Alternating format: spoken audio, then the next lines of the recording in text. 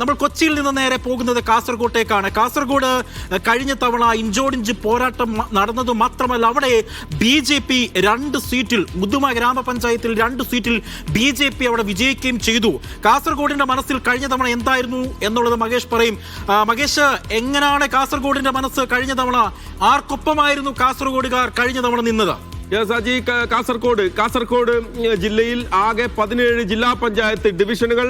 അതിൽ 8ഇടത്ത് LDF, 7ഇടത്ത് UDF. ഇഞ്ചോടിഞ്ച് കാസർഗോഡ് കഴിഞ്ഞ തവണ നമ്മൾ കണ്ടത് ഇഞ്ചോടിഞ്ച് ഫൈറ്റ് ആണ്. ജില്ലാ പഞ്ചായത്ത് ഡിവിഷനിൽ ഇഞ്ചോടിഞ്ച് ഫൈറ്റ്. BJP 2, അപ്പോൾ 8 LDF, 7 UDF, 2 BJP. 17 ജില്ലാ പഞ്ചായത്ത് ഡിവിഷനുകൾ. നഗരസഭകൾ ആകെ 3 നഗരസഭകൾ.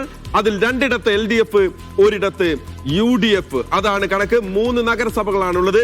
2ഇടത്ത് LDF, 1ഇടത്ത് UDF. ബ്ലോക്ക് പഞ്ചായത്തുകൾ ആകെ 6 ബ്ലോക്ക് പഞ്ചായത്തുകൾ. 4ഇടത്ത് LDF, 2ഇടത്ത് UDF. പഞ്ചായത്തുകളിലേക്ക് ഗ്രാമപഞ്ചായത്തുകൾ 38 ആകെ. LDF 19, UDF 15, BJP 3, others 1. അതാണ് കണക്ക്. അപ്പോൾ ഒരു ഫൈറ്റ് ഉണ്ട് അവിടെ. ഒരു ഫൈറ്റ് UDFന്റെ ഭാഗത്ത് നിന്ന് കാര്യമായി ഉണ്ടായിട്ടുണ്ട്.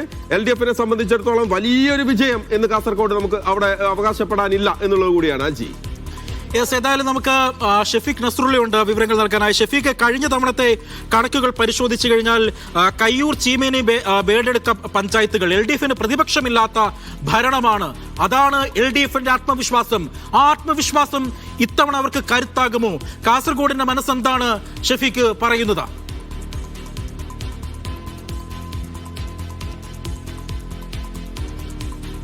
കാസർഗോഡ് ജില്ലാ പഞ്ചായത്തിൽ നേരത്തെ സൂചിപ്പിച്ചതുപോലെ ഇഞ്ചോടിഞ്ച് മത്സരമായിരുന്നു.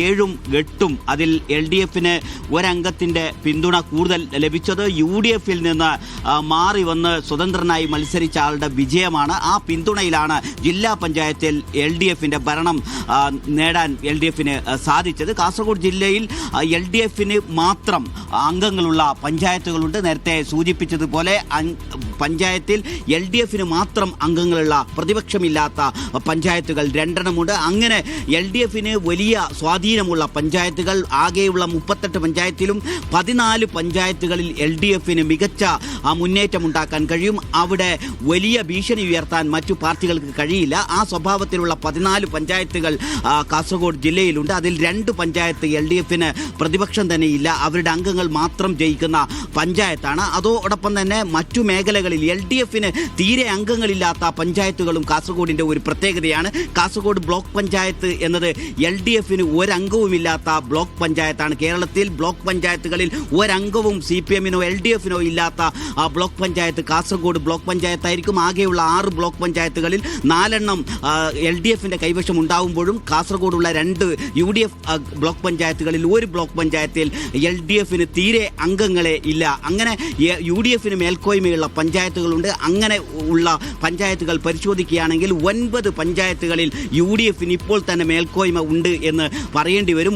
ഒരു പഞ്ചായത്തിലാണ് BJPക്ക് കൃത്യമായ മേൽക്കൈയുള്ളത്. അത് പഞ്ചായത്ത് രൂപീകരിച്ചത് മുതൽ ഇതുവരെ BJP മാത്രം ഭരിച്ച മധൂർ പഞ്ചായത്താണ്. കഴിഞ്ഞ തവണ ഈ മധൂർ പഞ്ചായത്തിന് പുറമെ 2 പഞ്ചായത്തുകൾ കൂടി BJPക്ക് അധികാരം കിട്ടി. അതോടൊപ്പം BJP ഒറ്റകക്ഷി എന്ന അർത്ഥത്തിൽ കൂടുതൽ വാർഡുകൾ നേടിയ പഞ്ചായത്തുകളുണ്ട്. ഇത്തവണ കൂടുതൽ പഞ്ചായത്തുകളിൽ അധികാരം നേടാനുള്ള ഒരു ശ്രമമാണ് BJP നടത്തുന്നത്. അതോടൊപ്പം തന്നെ തങ്ങൾക്കുള്ള മേധാവിത്വം നിലനിർത്താൻ CPMന്റെ നേതൃത്വത്തിൽ LDF ശ്രമം നടത്തിക്കൊണ്ടിരിക്കുന്നുണ്ട്. UDFനും അങ്ങനെ തന്നെ ഈ മലയോര മേഖലകൾ കഴിഞ്ഞ് ഈ തീരദേശ മേഖലകളിൽ വരുന്ന സമയത്ത് UDFന് കൂടുതൽ വോട്ട് ലഭിക്കുന്ന പഞ്ചായത്തുകളാണ്. അവിടെ തങ്ങളുടെ മേധാവിത്വം നിലനിർത്താനുള്ള ഒരു ശ്രമം അവർ നടത്തുന്നുണ്ട്. പ്രധാനമായും ജില്ലാ പഞ്ചായത്താണ്. ജില്ലാ പഞ്ചായത്ത് നിലനിർത്തുക എന്നതാണ് LDFനെ സംബന്ധിച്ചിടത്തോളം വലിയ വെല്ലുവിളിയുള്ളത്.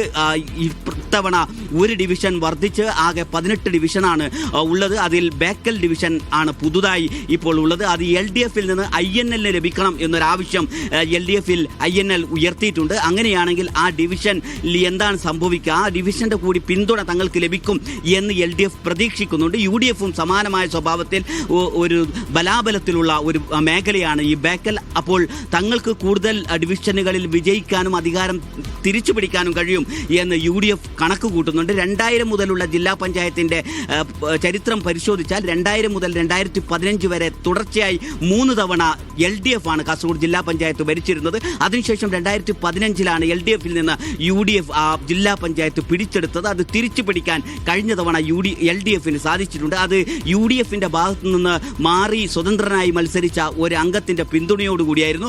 ഇത്തവണ തിരിച്ചു പിടിക്കാനാവും എന്നൊരു ആത്മവിശ്വാസം UDF കേന്ദ്രങ്ങളിലുണ്ട്. UDF കേന്ദ്രങ്ങൾ അതോടൊപ്പം തന്നെ LDF കേന്ദ്രങ്ങളിലും സ്ഥാനാർത്ഥി പ്രഖ്യാപനവുമായി ബന്ധപ്പെട്ട് സജീവമായ ചർച്ചകൾ നടക്കുന്നുണ്ട്. LDFിൽ CPMൽ ഏരിയ സെക്രട്ടറിമാരെ അടക്കം മാറ്റി നിർത്തി അവരെ ഈ തെരഞ്ഞെടുപ്പ് രംഗത്തേക്ക് ഇറക്കാനുള്ളൊരു ശ്രമം നടത്തുന്നു. കൂടുതൽ മേഖലകളിൽ തങ്ങളുടെ സ്വാധീനമുണ്ടാക്കിയെടുക്കാനുള്ളൊരു ശ്രമമാണ് ഇരു മുന്നണികളും നടത്തിക്കൊണ്ടിരിക്കുന്നത്.